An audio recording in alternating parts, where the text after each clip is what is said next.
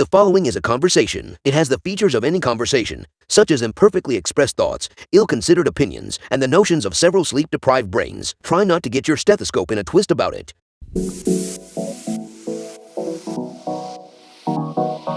Meandering in the margins of medicine, it's the Shortcoat Podcast. Weird news, fresh views, helpful clues, and interviews. By students, for students. Subscribe to our weekly show at theshortcoat.com. Welcome back to the Shortcoat Podcast, the show that gives you an inside look at medical school from the students drinking from that fire hose, a production of the University of Iowa Carver College of Medicine. I'm Dave Etler. With me today in the SB studio, so many lovely, irrepressible people. Just for instance, take the boisterous MD PhD student Riley Bush. Incredibly boisterous. Or what about the unstoppable MD PhD student Levi Doyle? Hey there, everybody. And then there's the ebullient M1 Jeff Goddard. Definitely not an MD PhD student. Feeling a little left out here. And another example is the exuberant M3 co-host Katie Sharp, joining us in the form of ones and zeros from the internet. Hey.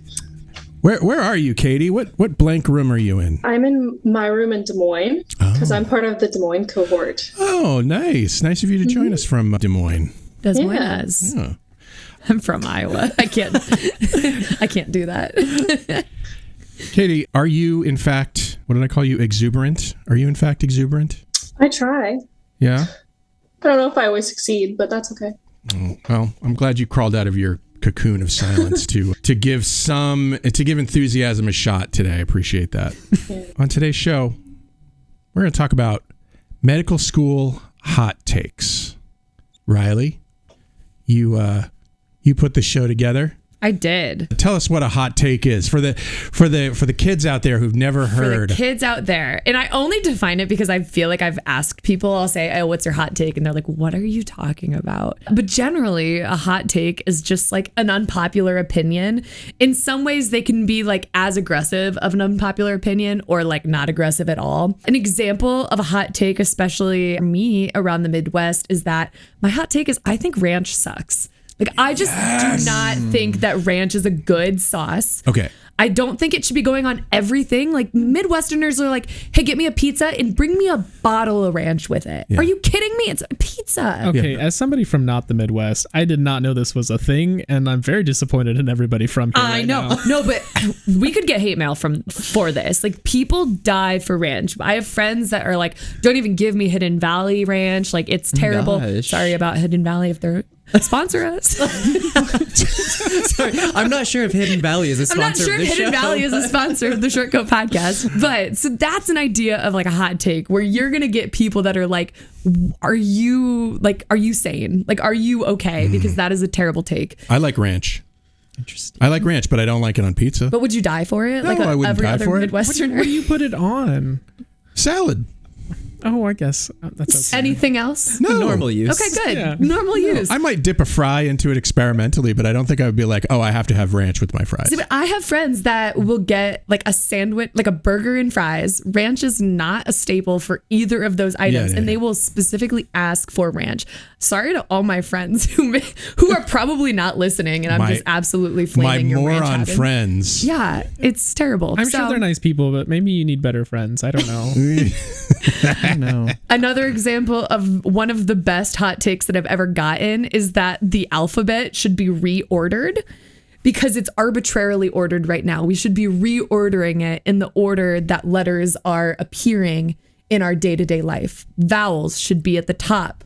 R, M, C, so things that are commonly used. It's a very value-based system. It's very value-based. Like, why are we keeping the alphabet as is? That's a great point. I don't have a comeback, really. Because there's a song with it, I guess. Yeah, I already know the song. Everyone knows the song. But have you guys heard the alphabet song changed? I'm pretty sure kids these days are learning a new alphabet song. Oh, no. Oh, I think I heard about this because the LMNOP part is like really confusing. Yes, right? And it's very fast. Where there's something where it like goes much slower through those parts. Yes, I've heard tale of this phenomenon. Thanks to They Might Be Giants, I can say the alphabet backwards. So go. ZYXWVUTSRQPONMLK JIHGF EDCBA. See, what's stopping us from that being the correct order of the alphabet? Just saying. The song isn't as catchy. I'm not gonna lie. Yeah, it's just naming things. We could make a new song. Okay, well, now that we've thoroughly defined Hot takes. and given examples of hot takes, want to share any hot takes that you have about med school life? I have like a whole list, but I'm gonna let you guys think about some first because I had time to think about these, and I also crowdsourced. So, well, you could also. I know start you us have off. at least one hot take, Jeff. I probably have a lot of hot takes. Give but me I a would hot like to take. continue to be a medical student. No. Give me a hot take. Let's say. Give me a subject, and I'll give you a hot take. All right, genetic engineering. You got me. you got me there. There's a backstory here. Okay. Sweet Dave was walking down the hallway the other day and heard me arguing vehemently with one of my friends on this very subject. Call out your friend. Faith is a sweetheart. She really is. But she's wrong. She needs to know that she's wrong, and that's okay. Here's the thing. Everybody hears gene editing and they think, oh, we're talking about CRISPR-Cas9. So if you don't know what that is, go ahead and Google it. Kids at home. It's a phenomenal technology, but it's also dated. We've gone to base editing and now prime editing. Like, we're getting better at this. And because we're getting better at this, I think we have an ethical obligation to continue to try developing it for human trial. And I think that there's absolutely no ethical reason why we shouldn't be trying to address genome deficiencies. Whereas other people are like, no, don't play God. I'm like, well, I mean, modern medicine, well, that's literally all we do. So I don't know. Maybe this isn't just, maybe this is the logical next step. Okay. This is an incredibly interesting hot take. This is a very and it gets me a polarizing lot of hot take. fire. Yeah. Yeah. And by polarizing, you mean it's me versus the world, apparently, because I will be honest with you. My undergrad degree was in biotechnology, and in hushed tones in our labs, we all agree. But we don't say anything to everybody else because everybody else gets uncomfortable. I have no problem with this, assuming that humans are able to use such things for good. Yeah. You know, absent the motivations of people who want to do just weird things. Yeah. And weird things, you know, obviously is in the eyes of the beholder, so that's kind of a problem too. But people like to poo-poo on the idea because they're like, well, it can be used for bad. And well, I mean, every technology can be used for bad. Yes. The internet is a perfect example. Have you seen Twitter? I mean, well, now that Elon, well, now Twitter's not going to sponsor us. now that Elon has taken over, I'm sure things will be great. I can't imagine it getting actually much worse. Like, it's already pretty bad. But that said, the technology can also be used for good, right? Yes. And I think the same thing. And when people talk about, well, what about consent and stuff? I'm like, you know, an embryo didn't really consent to becoming, you know, a human being, but here we are. It is a human being, right? And it's just going to be a thing. So, you know, I always think of Robert Heinlein. I don't know if you guys are familiar with this guy who's a science fiction author, famous science fiction author from like mid-century. Name a book. I don't know names, is why I asked. Stranger in a Strange Land. Clearly don't read enough. I have no idea who this is. Okay, well, anyway, he was a weirdo. Okay. I will acknowledge that he had problematic takes. Good science fiction author for the time, had problematic views. Among his views, though, that I'm not sure I don't agree with, is we don't really own our genes. Well, that's like confusing my brain. But he was also big, at least in his fiction, he was also big into eugenics and I don't know, incest. I mean, just all kinds of. You see, and people always take gene editing to eugenics, but I'm like, I mean, you saw what the United States or Germany did in the early 1900s. They didn't have gene editing technology. They just went nuts, right? So the fact that like this new technology isn't going to lead us down that road unless we choose to. And I think as a society, fingers crossed, we've chosen not to go down that road already. So I think we're probably fine. You can use this in a way that's productive without going down the eugenics path, right? Okay. This is why we need bioethicists. Like, I know that there are some bioethicists that are going to do some good work to make sure that this is within a scope that works. Yeah, there's obviously, like, there's that part of me that sees where you're coming from and that internal part of me that feels like, ooh, that, like, there's an icky part to it too. Not because you're explaining it improperly, just because I don't always believe the best in humanity. That's fair. So. I am like an incorrigible optimist when it comes to the human spirit. I'm happy for you. I do believe that in the end we'll do the right thing. So I just got off of OB, and this is just a really interesting topic because we were with some patients that were doing like in vitro fertilization. And so they had embryos, and they would test the embryos before they implanted them to see if there were any genetic abnormalities. And like you could also see if it was like male or female, but when they were choosing embryos, they wouldn't let the parents like choose if it was male or female. It was just whatever happened to get chosen, but they would make sure they were all genetically healthy. So I think that's interesting. Yeah, so we're already doing it. We're just doing it a little less sophisticated than if I changed the genome. I don't know. I think there's scales though of what you could be changing. That'll ultimately be like where this problem lies, because like everyone, I think most people would agree that if you have an embryo that is genetically, like let's just say they have some genetic condition in which they will not survive past the first year of life. A lot of people, if given the technology, this is a lot of hypotheticals. If the technology was sophisticated enough that you could edit that out and create a genome in which that child, or I guess that embryo, I should say, would live longer than the first year of life, a lot of people would be like, yeah, that's like a really good use of this. It feels like a no-brainer, right? Yes, but at the same time, it's like there are other aspects to it where I know this conversation happens a lot with choosing embryos that do or do not have Down syndrome, and whether or not that is in some ways being like eugenic against just those people who are genetically diverse. Are we going to minimize genetic diversity? And I'm not going to dip my toe into that world and like give any opinion, but that's like kind of where that goes, where you see there's like some that would be really awesome and really life-saving, and then there would be some that would just be for maybe less benign reasons. My closing argument, because this is a phenomenal point. I do not want to limit our genetic diversity, right? But prime editing technology is actually being used in several species that have been bottlenecked to increase genetic diversity so that those species can continue. And the idea is, if you're choosing an IVF, right, you're choosing the embryo that doesn't have trisomy 21, which is Down syndrome. I feel like that's your eugenics, right? That's selecting them out of the population. If you have an embryo and you're able to, not that we can do this yet, this is not, this is complete hypothetical, but you're able to remove that extra chromosome, it is the same person genetically without the limitation that extra chromosome might impinge on their life, right? And so I don't know, in my mind, and I understand this is also, a touchy issue for a lot of people, it's like cochlear implants. You're not changing the person, you're changing a limitation that they might face in our modern world.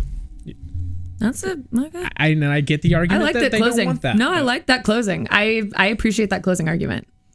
I could talk about this all day, but we have other hot takes to get to. Let's not throw me under the bus. We've got enough hate mail coming, so let's I'm move about on. to make another episode I would love to invite you back on. I would love to hear from listeners how they feel about, that topic. I think it's a really interesting topic that we could maybe explore in the future. I would like to know if listeners want us to touch on more of these like touchy topics in a very human way in which none of us know what the right answer is. Nobody in this world knows what the right answer is, and we're all just humans expressing opinions and like trying to work through things in like a very respectful way. Jeff knows the right answer. I do, but do you guys follow Hank Green at all? Yeah. Hank Green sponsor us. So he had a cute video the other day that I love the idea that Hank Green is like, I need more listeners. I need more viewers. I know. Yeah. But he had a conversation the other day where he realized that people like questions that are just complicated enough that there isn't a right answer. Mm-hmm. And that's what they like to have conversations about, right? And that's exactly what these questions are. Yeah. There isn't a right answer, and that's okay. Yeah. Okay, Riley. Bring us to med school hot takes. Med school hot takes. Okay, so medical school, I mean, we talk about them a lot on the podcast. There's just hot takes left and right. Whether people like certain study habits, whether people hate certain clerkships, whether they think certain clerkships should be required, not required. There's a whole host of them. And this podcast was in some ways crowdsourced through students at the University of Iowa, as well as students on websites like Reddit who are vocal about their hot takes. So I thought we could go through some of them and just discuss And if you guys think of any of your own, feel free to interject. But I'll go ahead and just like start us off with my hot take that I tell just about everyone. But I just think Anki is terrible. I don't think that it works for most studying in medical school. I think most people should not be using Anki for pathology, for just like mechanisms of disease, and most people do that. Explain Anki for those who might not have gotten there yet. Is essentially a flashcard app on web computer. I have used it, full disclosure, I've used Anki to study things that are primarily memorization. So pharmacology, which is the study of drugs, microbiology, the study of like microbes and diseases. I think it's great for those. I think it's absolutely terrible to understand how the heart works. How does heart disease happen? How does chronic kidney disease come about? All of those things I think it's terrible for. So I'll give you just a little bit of pushback. I agree. It is good for discrete information, right? Those factoids, right? This microbe does this one thing, right? Yes. Excellent for that. It isn't very good for things where you need to synthesize various facts together because you're only learning one fact at a time. And then, maybe you put them together in your brain, maybe you didn't. People have been using flashcards probably since there's been paper, right? Like we've always been writing things down and then looking at it. This is just a little bit better way of doing it. I think that it can be used well if you're not just using it for those discrete facts. Like I'll throw out flashcards that'll have the whole a whole pathway. I'll have the whole pathway and then I'll see the card and then I'll draw it out. And that's how I put all the things together. But I have that card to remind me to do that every day. There are ways to use it well, and there are ways that are not helpful for medical students. And I've seen a lot of people try to discrete fact their way through mechanisms of health and disease, and it's not going well for them. Yeah. I also think it can't be the only thing. I've used Anki as well, but I'm not only using Anki to study all the time. Like you have to use other methods of studying in addition to it. At least that's my experience. I will full-heartedly agree with Jeffrey on this. I feel like you need to understand and synthesize the information through some other method before you turn to Anki as your primary tool, because I think that Anki really, like, its value lies in its ability to like systematize your studying. So like what I love about Anki, I use it quite frequently, is that like I don't have to remember to go back and study specific topics that we haven't covered in days or weeks or even months, because Anki does that work for me. It like kind of goes through and decides based on how hard I've said this card was in the past, like, okay, you don't actually know this topic super well, so I'm going to bring it up again at a time where I think it would be like, it will maximize your benefit for understanding the material and that you won't actually forget it. And so I think if you have another way that you personally can accomplish that works better for you, I think you should totally do it. But I think that I love Anki personally for that one and sole reason, is that otherwise I would just forget everything a week after. I think that it's a crutch. If you don't use it well, it'll hurt you, and if you use it well, it can be. It's like the study guides or whatever. Study guides. No, they tell us to fill out to take into our tests, right? For foundations, where you're just drawing all of these metabolic pathways that are, let's be honest, you're going to forget them 1,000 times anyway, right? But then they'll just do that. And then they don't study anything. They just draw it out and they take their paper in and they're like, I've learned something, right? And they'll pass the test and then they don't know anything. I think a lot of people do the same thing with Anki, where they're like, I learned all these discrete facts. And then right after the test, they're like, well, that's in the past. Who needs to know that? It's because I'm not anti-science. Like science says spaced repetition, which is what Levi was describing, this idea that you revisit information in kind of set amount of time. Anki does that for you. It like will bring up a card that you learned 2 months ago and you're like, whoa, newsflash, kind of forgot that. And then you relearn it. That's awesome. I know that science says that is probably the top tier way to study.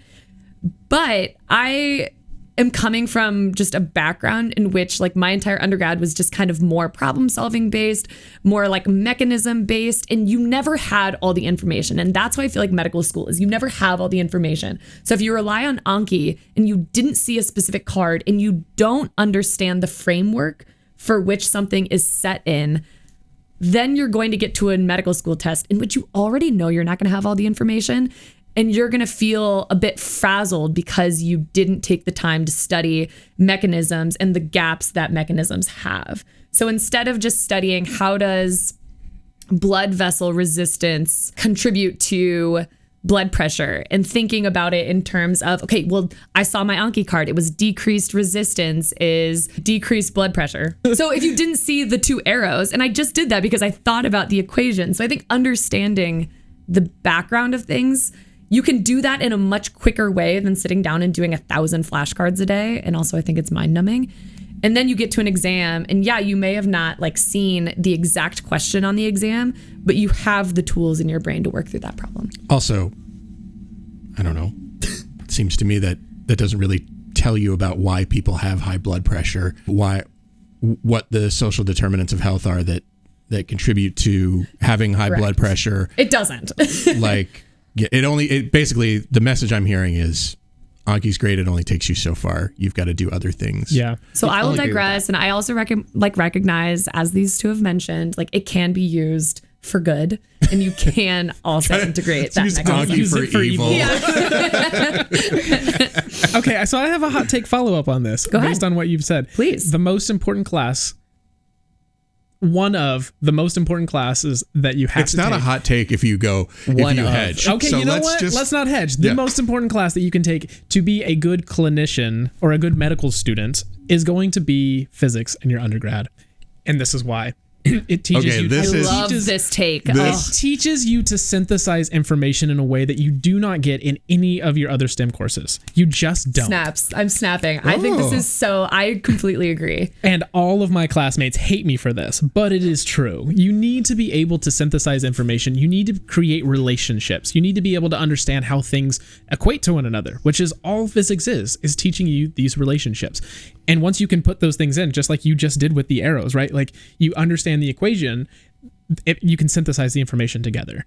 And I think that at least for like on the diagnostic side of things, you know, the social side of medicine, obviously it's its own thing, and we need a lot of classes for that. But for like the job of trying to figure out the mechanisms of disease, we need more physics. That makes actually now that I think about it, it does make a lot of sense. I mean, you know, just in the hypertension example, you know, if you've never learned that, you know, the diameter of a pipe influences the length of the pipe and all this kind of physics stuff. Yeah, and it doesn't like hypertension has nothing to connect to, I guess, in terms of like why it's a. Yeah, I mean, certainly there's a lot of biophysics that you need to learn in the body, but also just the general ideas of how you put things together like that. That's just so useful. All right. I agree. Right. Wow. Yeah. Now that we're on the topic of undergrad, I'm going to give my hot take, which is that the U.S. should follow more of like a European model of medical school. Mm-hmm. So for those that aren't familiar with Europeans' kind of medical school path, they basically just go right out of high school into medical school. So you apply while you're in high school and then go on, rather than doing an undergrad like we do in the U.S. So what, you guys know why we have that you have to have a bachelor's degree for almost every medical school in this country, right? I have no idea. I can't remember. Educate us. I can't remember the name of the specific act, but it was essentially this guy created all of these standards to kind of standardize the quality of medical education in the country. But it ended up basically being, let's get rid of all of the black medical colleges in the country. You are talking about the Flexner Report. Flexner Report. There it is. And that was essentially was a big part of that was making sure that you had a standardized education before you came to medical school. And yes, I would burn it all down. Let's go back to just right out of high school. If you can do well on your whatever test that we want for medical school, let's go in. The one caveat is I also want to make sure that, you know, if we have a 30-year-old or a 35-year-old that wants to go to medical school, they can. But in the United States, a 35-year-old can also start their bachelor's degree. So I think we're comfortable with that idea. I agree with a caveat, and I'm going to introduce a new hot take. My hot take is that I think everyone should be required to work a job outside of medicine before entering medical school, and research does not count. I am talking outside of the scope of anything medical school related. Like you have to pay your own bills, like make money. You are paying your own bills. You are doing an internship that is paid because we pay people and we respect paying people. And it is not in anything medical adjacent. You are not a scribe. You're not a CNA. You're nothing medical adjacent, and you must do that so that you can confirm that you want to go to medical school. So that is a hot take, because we can pick this apart with sort of reasons why, say, a CNA or any kind of nurse should just be able to use that as their working experience before they come to medical school. But I think what you're really saying is like whatever job you do have needs to teach you something about life. Correct. Teach you about life, and Outside in of some medicine, ways, like confirm that medicine is not, or is exactly what you want to go into. Yeah. No, I can appreciate that. I know there's holes, but no, I so poke the holes. I 1000% agree with you, Riley. I will back that up with my full chest. Hot take. 1,000%. Hot take. I'm 1,000% support of this. The math doesn't work out, but okay. But I'm actually 1,000% also not in support of going straight into medical school from high school, and I'll tell you why. And feel free to.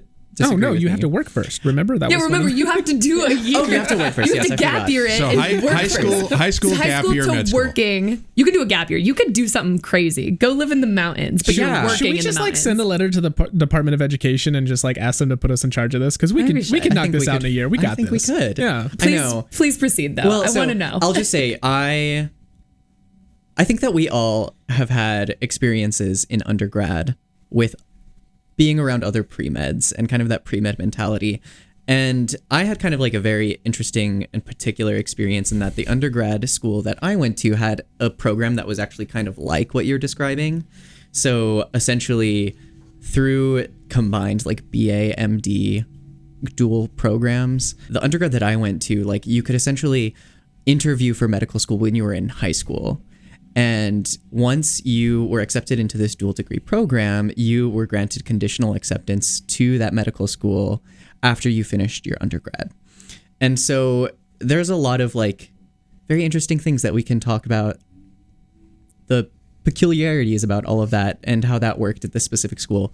But I will say that what I thought was really interesting going through undergrad is that like it was very clear the people who were part of this program and they were already accepted into medical school and they had, kind of already decided from a very early point that this is what they wanted to do versus the other people who were in pre-med classes who just were still kind of figuring it out.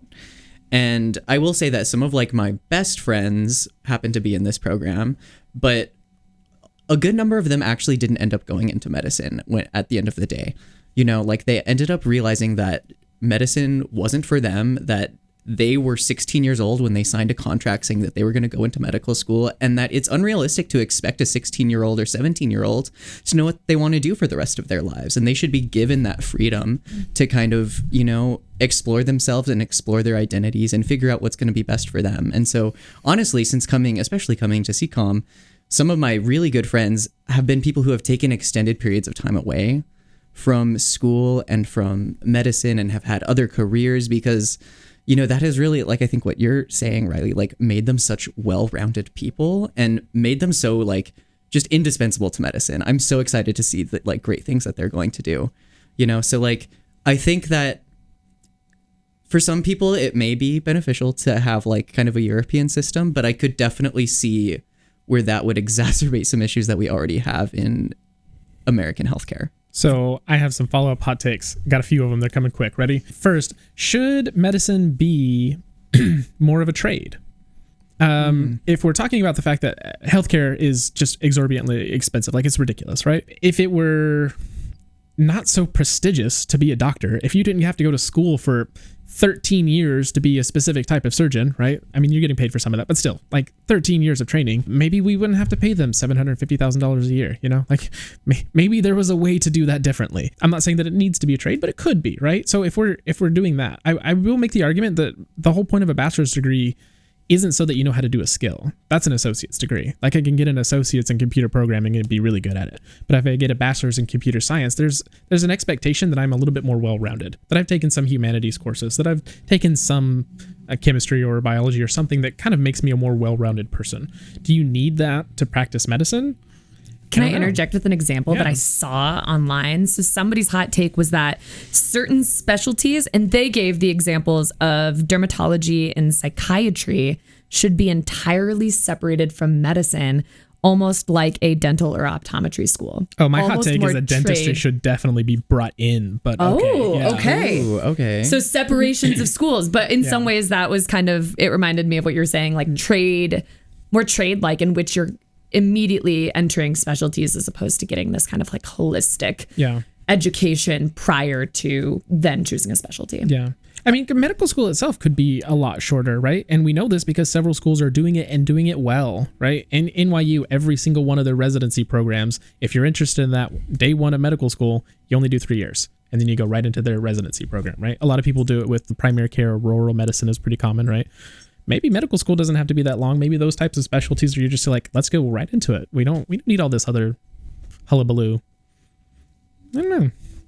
I guess if you separated out the specialties, though, I feel like it's just harder to kind of get a sense when you are in that earlier stage of what you want to do. Yeah. Because, I mean, I've definitely just done on my core year rotations, like had a lot of mixed reviews. You know, I thought I wasn't going to like something and I ended up liking it a lot, or the other way around. And that's, I think, why we have all these 2-week rotations, is because you need some exposure, even if a judgment is made that, well, you know, not as many people are going to end up going into this profession, but you need some exposure to it to decide whether or not that's going to be true or not. The other thing I was thinking about when we were talking about taking a year off, one of the arguments against taking the year off is financial. So if you take a year off, that's another year that you're not making an attending salary so that you can pay back your student loans. So, okay, I get that. I also think that, you know, given how much money certain specialties can make, maybe that's not as important for some folks than it would be for other people. But it is a thing to consider. I guess I just don't want those specialties to be making that much money. I think that's probably my heart tick. Like, I don't know if the prestige that we offer certain fields, like obviously they've earned it, but at the same time, it is certainly it's crippling our medical system that some things are just so ridiculously expensive. And a huge chunk of that is administration, but also a huge chunk of that is doctors who point the finger at administration when they're making $500,000 plus, you know, when the median household income in the United States is $60,000. Like, I don't know if they need a third boat. I don't know. I want one boat. I don't want to have to rent my boat. I need a boat. I've always wanted a boat. I grew up on Cape Cod. Do you need 3 boats? I just want one boat. Then you can get one boit. We'll give you one. Every time I asked my parents for a boat, they were like, a boat is a hole into water into which you throw money. I want a boat. That's how I feel about boats. That's my hot take, is boats are lame. You gotta make friends with the people that have boats. You don't want to own the boat yourself. Oh yeah, that's 100% true. You want to make friends with the people who have lake houses. Don't own your own lake house. You have to make friends with the people who have a pool. Don't have your own pool. It's all about networking. I just want to say, med students, keep in touch then, so I can enjoy your boat and your lake house. Shortcoats, we love to hear from you, no matter what it's about. So call us at 347-SHORT-CT with questions, shower thoughts, complaints about your situation, whatever you like. We'll talk about it on the show. I'm going to offer a completely opposite hot take. Go ahead. I think there should be an option. I should say this. I will hedge. I think there should be an option for medical school to actually be longer. And I'll tell you why. And I mean... Says the MD PhD student. I understand 8 that... years is not enough, guys. This is not enough. No, I'll tell you why I think that this should be an option. I understand, and this is going back to what Dave mentioned about, you know, some people, especially folks who enter later in their lives into medicine, like the financial concern is a real concern, right? Especially within the system that we have where we're spending $50,000, $80,000, $100,000 a year on medical school debt. Like, I think that's atrocious. So obviously other things would need to be worked out. But I think that one of the potentially big issues that I interpret with medical education is how much information is packed into such little time, and how that affects the mental health of people going through medical school. Like, I really do believe that when people are given more time liberty, it's the idea of like having more control over your time and having more free time to spend with how you see fit. There's been lots of studies that show that the more free time people have, like, there's a direct correlation with their mental health. And surprise, surprise, in medical school, a lot of us have like very little free time to do the things that we love if we want to keep our heads above water. And there are many different ways that you can like go about like still having, you know, good mental health throughout medical school. And that's kind of like a whole other topic of discussion. But I think that when you see like factoids being thrown out that 50, or I think it's like 70% of medical students are on SSRIs, you know, like there's this, I don't want to call it an epidemic because I feel like that's trivializing it, but of suicide rates increasing throughout medical school and medical training. I'm like, maybe we're, I don't know, like pushing too hard, pushing people a little too hard. Exactly. And like making people feel like they have to be studying 24/7 to like keep up with the material. I feel like if there was an option to prolong medical school to take that burden off of people, to be like, okay, maybe you don't need to get out in 4 years. Maybe like you can do 5 years, right? But we're not going to charge you for 5 years. Maybe we treat it like we treat undergrad, right? Like some people get their bachelor's in 3 years. Some people get it in 5. Make it a little bit more flexible. I hadn't even thought of that. I mean, the logistics there.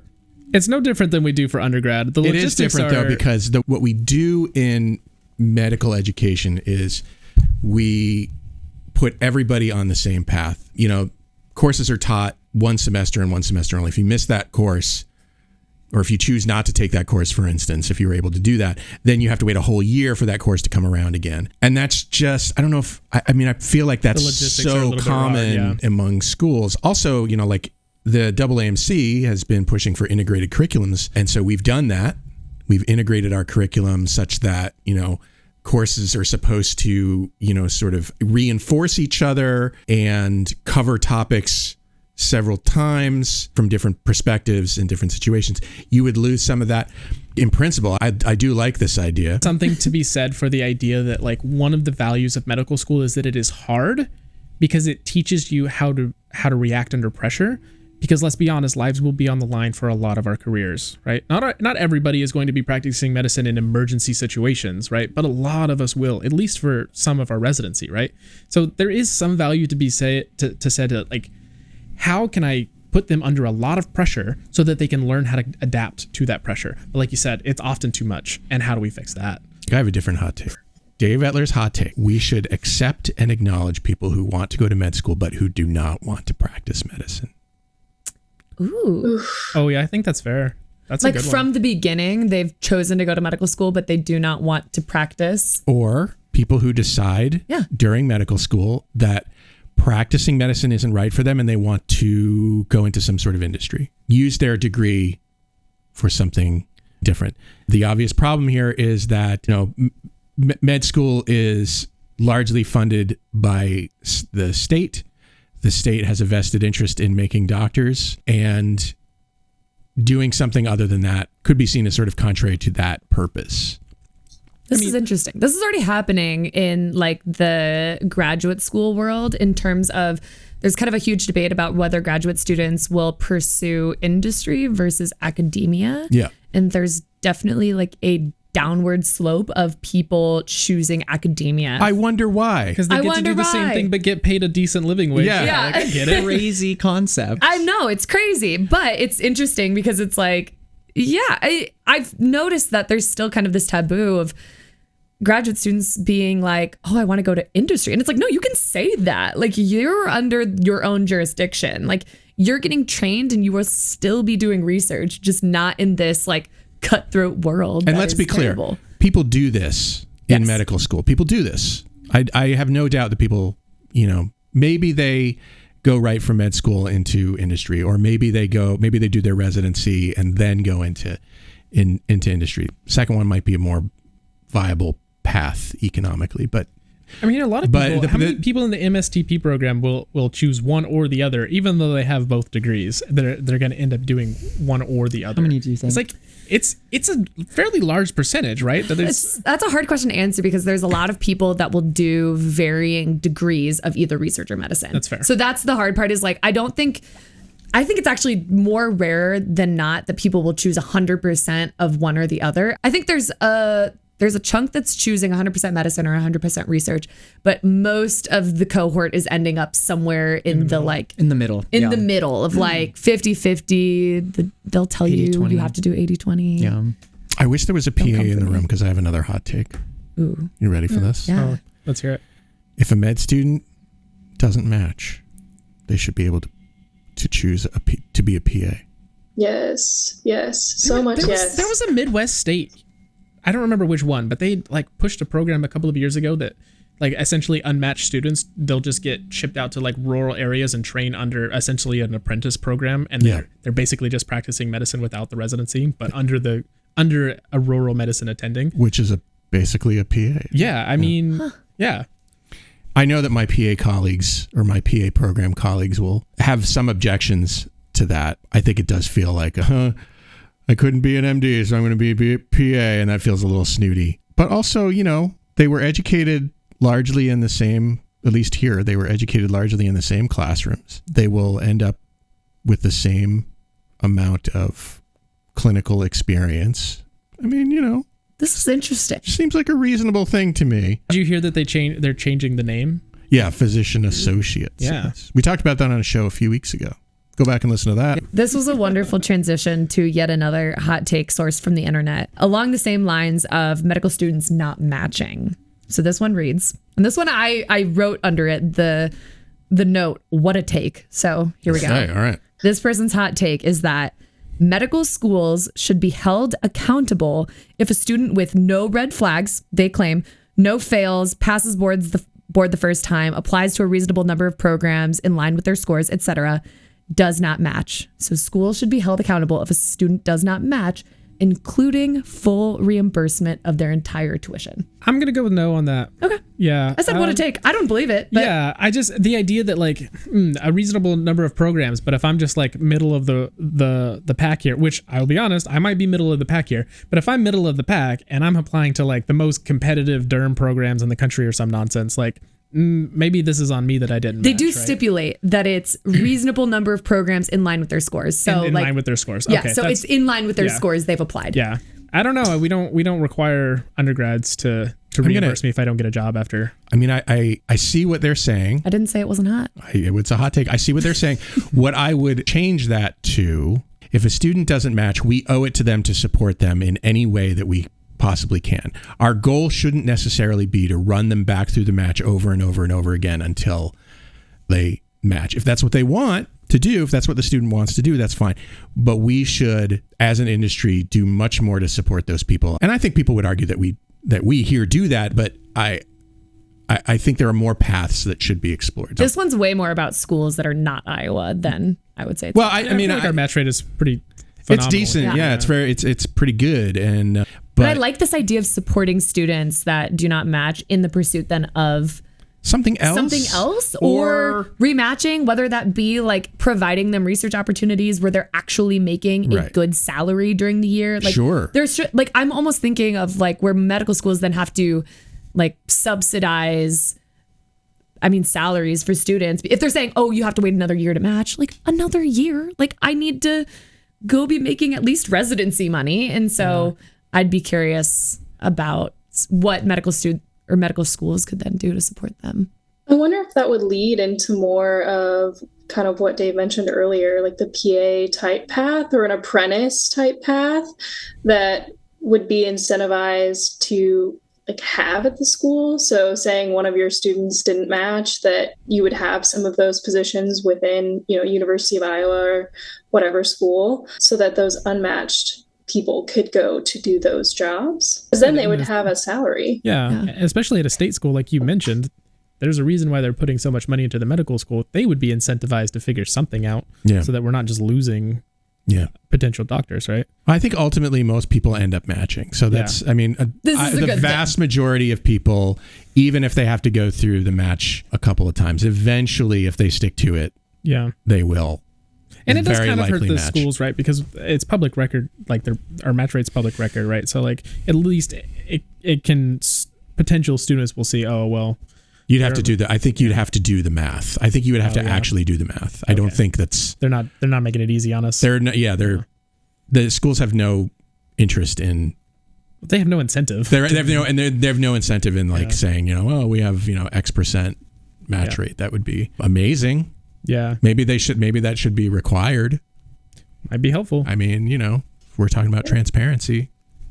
I also think pre-meds, though, don't necessarily have options. I mean, a lot of people just get into one school. And so then it's, I don't care what their match rate is. I don't care what their rotations look like. Like, I'm going there. Yes. That's entirely absolutely fair. Most people only get into one. I always like that topic. Just like making sure people recognize, like, sometimes you don't have a lot of options. Yeah. And that's okay too. And you only really need one. We meet a lot of DMU students over here in Des Moines, and one thing we've always talked about is how different rotations are depending on what school you're at, because they're like extremely different just with how they're set up. I mean, we kind of just go into I would like to do this rotation and then hopefully I get it. But I think that's one thing that I didn't even know existed as a pre-med. I didn't know you'd have to set up your own rotations at any point in time. I just kind of thought it was a path that you went along, similar to like the first couple years of medical school. Yeah, I feel like this is more common with schools that are unaffiliated with an academic medical center. Yeah. So DL schools are often have this situation. PA schools that aren't affiliated with an academic medical institution might also have to arrange for their own, clerkships. I just didn't realize that was even a thing as a pre-med student. I was just looking at the schools and they would talk about their curriculum, but I had no idea what that meant. So it's almost hard to make an informed decision, even if you do get multiple acceptances. Yeah, I'll be honest. I forgot Iowa was a state. I am not an Iowan. So, but my father-in-law did dental school here. And so I applied and I like it here. I'm having a great time. I get to be on this podcast. I made a lot of friends. I'm learning about medicine. I forgot it was here. So, I get that. As a pre-med, you're shooting your shot. You don't know what's going on. You're doing your best. And that is true no matter who you are. Looking back on, as a 52-year-old, I had no idea what options were available to me. I'm still discovering options. And I'm like, that would have been an interesting life that I could have been, I don't know, a machinist. I would have been happy doing that probably. But it's not something that was ever presented to me as an option. And so it was not, something I ever knew to even consider. Shortcoats, if you're enjoying our conversation today, I'd be grateful if you'd let people know by posting a story on Instagram or Facebook or tweeting about us. And don't forget to tag us in your post. Thank you. This is slightly off topic, but do any of you, Katie, you included, have thoughts of, okay, if I didn't go into medicine, what would have been the career choice that you would have picked? Yes. If it can't be related to medicine at all. Thank you so much for asking. I think about this all the time. I think about this a lot too. I think that's a bad sign. Architecture or interior designer. Interesting. Love it. Both of those I would be totally Thank you. Yes. Okay, so look, I just want to make the world a better place. And I might have gone into politics. I might have gone into entrepreneurship. I ran a couple of small businesses before I came to medical school, right? So I might have tried to do that and try to make enough money that I can just nobody's going to be Bill and Melinda Gates again, right? But that kind of thing where maybe you can just throw a lot of money at problems and that'll help, right? Something like that. So rich philanthropist. I discovered a new job today that I didn't know existed. Thank you. Yeah, so either that or politics, where I just have enough power to make the world a slightly better place. But that's why I'm in medicine anyway, so. That's fair. Katie? Yeah, that's nice. I did my undergrad in music and I played French horn and symphony. So I think I would have probably pursued French horn as a career, which is really hard to make in. Or I would have done a doggy daycare situation, own a doggy daycare. I think that would really be my best life, just to be around dogs all the time. Why not? Definitely do both. Play French horn for your doggies. Dogs surrounded by dogs. Yeah, and I'll say that sounds that perfect. Does sound like a dream life. French horn is hard. French horn is hard. I don't know if you've heard French horn players. I have heard that it's hard. I played French horn for a school year. So you were obviously an expert. And I'll tell you that the reason I think it's hard is because those heavy. They're heavy instruments. I didn't mean to out myself like this, but I did play tuba, which is a very heavy instrument, but much easier to play. Because it's just this big old it always sounds good because nobody knows what it's supposed to sound like, right? So I think it's supposed to sound like this. Wah, yeah. Wah, wah. French horn, there's just so much finesse to it. So Dave's going to be a machinist. I would say probably more something that where you work with your hands. Like carpentry. Yeah, it could be carpentry. You could have been a surgeon. They work with their hands, I hear. Yeah. Small potatoes. Yeah. So, that's something that I always used to I always fantasize about. I watch a lot of sort of DIY YouTube channels or people making things on YouTube, and I'm always very impressed by the skill and the amount of learning that goes into these things that I think a lot of people don't really think about that. So anyway, that's just.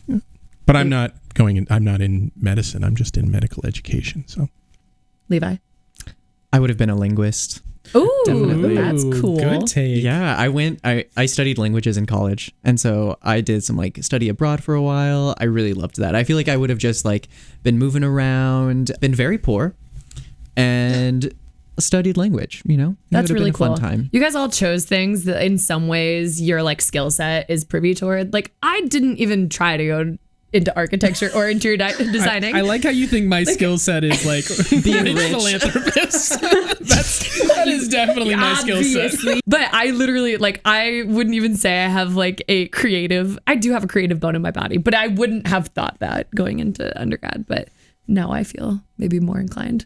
But I do think it's about being exposed to ideas that, you know, and the longer you live, the more ideas and options you're exposed to. But unfortunately, again, 52-year-old man speaking here, the longer you work, the more your options in some sense get narrowed.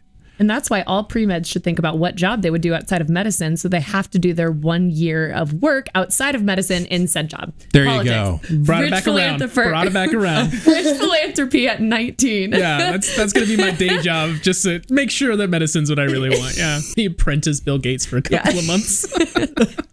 I just design a few buildings while I'm at it. Perfect. Yeah. Just in between high school and medical school.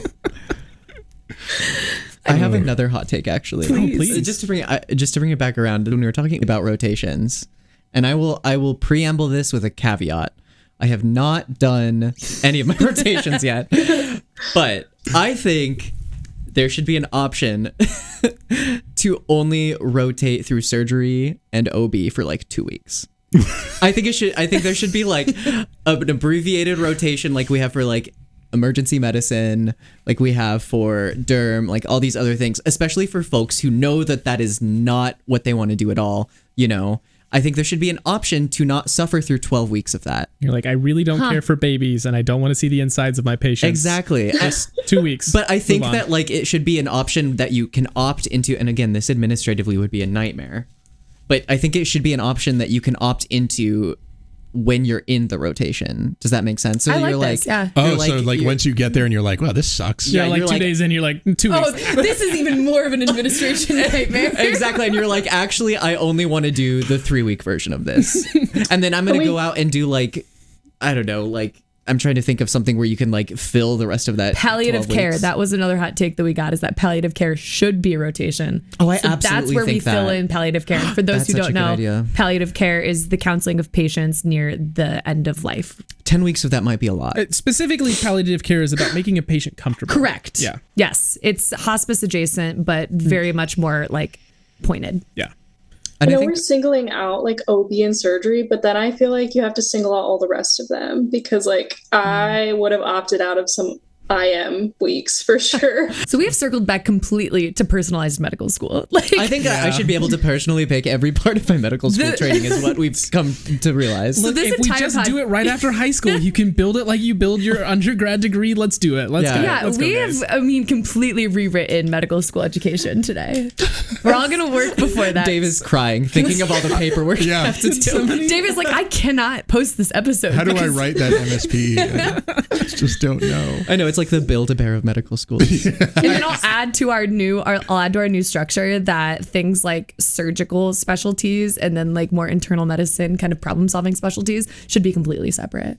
And you shouldn't even have to do the other subset. Oh, so you're saying like we want to go back to the days when surgeons were just barbers and just send them out on their own thing. Yep. But bring the dentists in. But bring the dentist in. Get rid of the surgeons. Do they go into surgery the or do they go into the other one? I guess it depends on what kind of dentistry. They're going into surgery. Let's just put them over there. Okay, so the surgeons and dentists go to one school. Yeah, this is hot take week. We don't hedge the other anything. Specialties stay in the other one. Oof. And surgery gets like the urologies, the OB-GYNs. And derm will do like little rotations over there every once in a while. Same with optometry. Not optometry, ophthalmology. I got a sassy hot take for the two MSTPs in the room. I guess like if you're struggling with, medical school's hard. We all know this. It's a lot of material really fast. And if you're just going to get burnt out a little bit, just take a break in the middle and do a PhD, I agree. Just save you from all that burnout. So this is concurrent with what I sometimes hear from MD PhD students. So here at Iowa, you go through your preclinical curriculum and then you, at least up until recently, you did some rotations. Yes. And then you went off into the lab for a zillion years.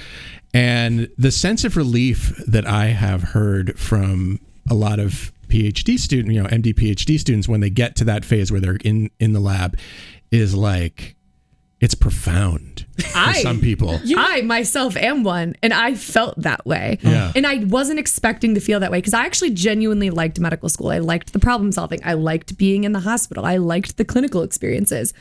But the moment I got to my PhD world, and nobody's asking you when you're coming in, no one's asking you, like, no one's checking in on you to make sure you are where you say you are. No one's like evaluating you constantly. I just was like, my gosh. See, this free circles, time. So this goes back to your point. Yes, it's called, and the word came back to me. It's called time affluence, not liberty. And I have that. You had, or now you still have it, time affluence. Like you can do with what, like you still have to get things done. Yes. But you can structure your day however you'd like to structure and it. And there are downsides to it. But absolutely. I was profoundly affected by the fact that I just like had more time and I had more ability to like sit with my thoughts during the day. I wasn't rushing all the time. There were some days where I like had crazy busy days, some days where I was like, okay, well, projects are done. I can kind of take it easy today. It's lovely. I will say that my friends that have only done a PhD, no MD involved at all, you know, they're weeping day after day. And us, medical school is so rough that we're like, oh, this is a break. Like, yes. That says something to how frustrating medical school can be. No, it does. Yeah. I will say that conversely, towards the end of one's PhD, it's also common for me to hear, like, I am so stressed out because the last 8 years, my data sucks. Oh, that hurts. Yeah, that's also I don't know. I don't know how I'm going to turn this into a dissertation. Okay, you know? hot take, because this is important for science, for replicability, right?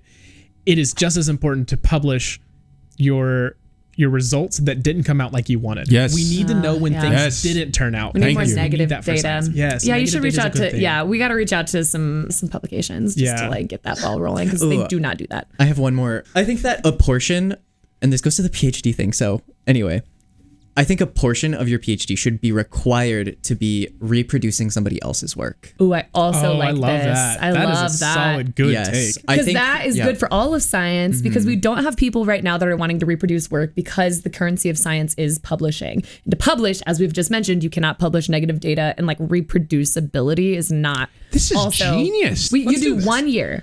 1 year, you could get so much done just reproducing experiments in 1 year. And it's the beginning. Well, you've learned a little. You've gotten like trained on things. Yeah. You will reproduce results. You will learn every assay under the sun. By the time you get to your PhD work, chef's kiss. You're ready. And I feel like it's a good training tool too, because it's like you know in other people's hands what the data should look like theoretically, right? You know, like the techniques they use to get that data. So like, you know, in some ways it's kind of like not a litmus test, but like, you know, because you want your data to be independent, right? It doesn't have to conform to whatever they have. But like, it also helps you like, you know, just understand techniques and like be like, okay, this is what like this other well-respected lab put out. Like, I trust their hands, you know, like I think they probably did a good job, right? Like, and you learned how to write science because you may, in reproducing science, realize that they did not write this well enough that you can even reproduce it. I was just looking at a paper and I was trying to write a method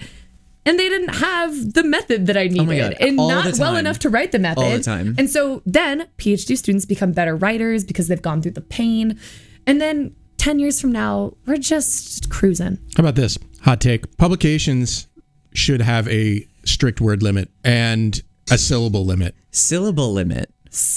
Interesting. Yes. I'm pretty sure they already do have word limits. There's definitely got to be word limits. There's definitely word limits. If you can't, unfortunately. So when I look at publications for this show, I cannot figure out what they are saying because, and I'm a reader. I'm a good reader. I have an excellent vocabulary. I know what hegemony means. Okay. He looked it up right before the show, guys. Like, can you what share, I'm saying, share? What I am saying is that you should be able to construct sentences in your publication that are brief and to the point and are understandable by normal human beings. Can I follow up? Yes. Every publication should be required to have what I will call a layperson abstract. It is a recount of all of their work, just like all publications have. They have abstracts, but it is so that people outside of either their field or outside of research in general can understand the work. One of the reasons this is so important is because how many reporters get it just totally wrong? Exactly. Because they're trying to read really difficult abstracts that are super dense. So if the actual researcher did it, then we wouldn't have to go through these weird news articles and just realize, no, the reporter has it wrong. That satisfies my need. Thank you. 100%. Because you don't want to read the whole thing in the first place. I have a proposal to take Go this ahead. a step further. Oh, dude. I think that reviewer 4 should be an 8th grade student. Yes. I We should love have this. This is like a jury system. Yes, exactly. This is an 8th grade student, reviewer 4, and if that 8th grade student can't come out of that paper knowing what you did and what your results were, you're on the chopping block. I You're love not this. Like getting legitimately, published. no, you're done. This is Yeah. a jury system. You Absolutely. put all of the 13 and 14-year-olds in a pool. And we pull their names at random. They get a little piece of mail in their mailbox, which is very exciting when you're 13. And you are told you're going to review a scientific paper. I mean, we don't have to pay them because we already don't pay reviewers anyway. So. Exactly. And they're like under like, what is it? Child The law- labor. Yeah, child labor child labor laws. laws, yeah. So like, we can't pay. It's jury Wow. duty for children. Wow. Jury duty for 8th graders. But it's like Jurors under get paid, but okay. it's under the guise of like being good for their education. So it's like through the schools. I keep coming up with more takes. Here's another one. Ready? My last hot take, I think, is that residents and attendings should be evaluated on their evaluations.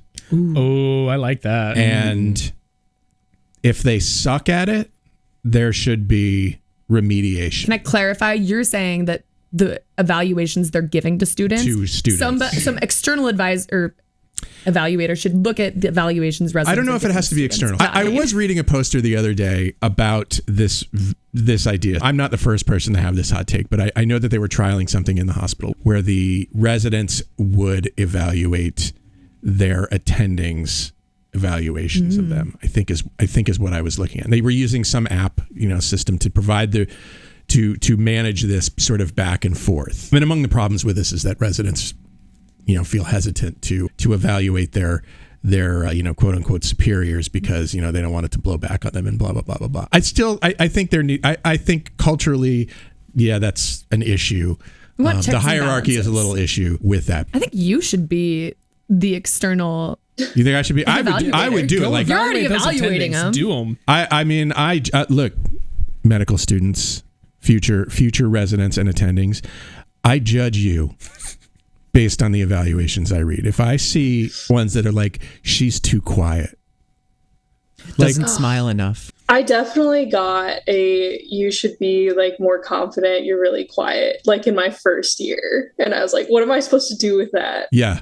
Talk more, I guess. I don't know. Just I get it why this is a comment. It's hard to evaluate you if you don't talk.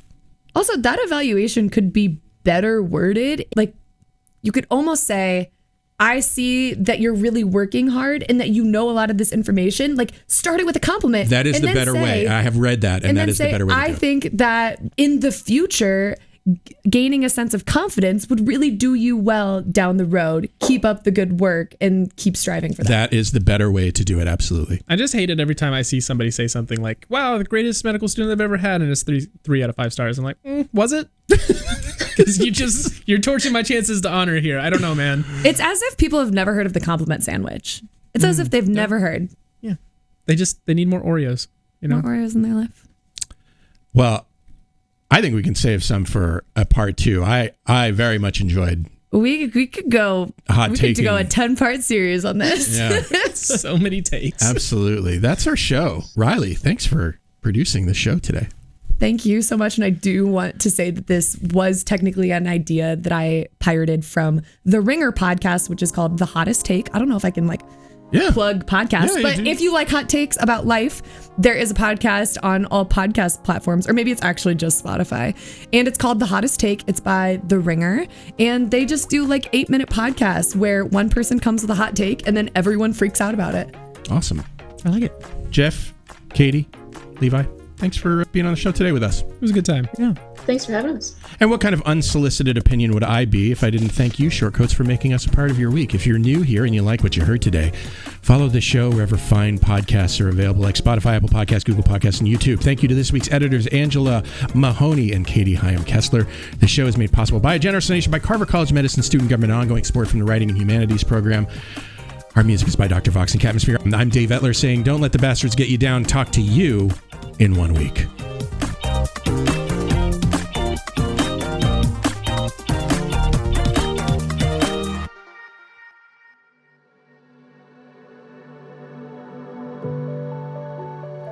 Hi, Shortcoats. Look, life in medical education, life in America, life in the world is often difficult. And I often wish I could help. All I have is this podcast, but in my wildest dreams, you have the support you need to lead a life of your choosing.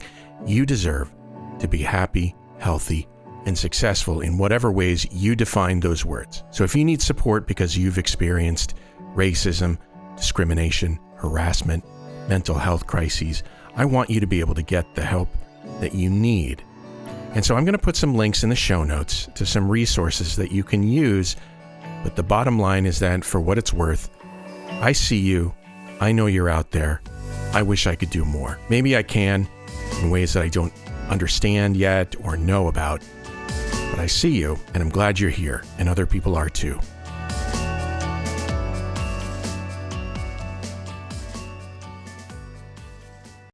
The Shortcoat Podcast is a proud member of the MedEd Media Network. Inspiration, information, and guidance on your journey to medical school and beyond at mededmedia.com.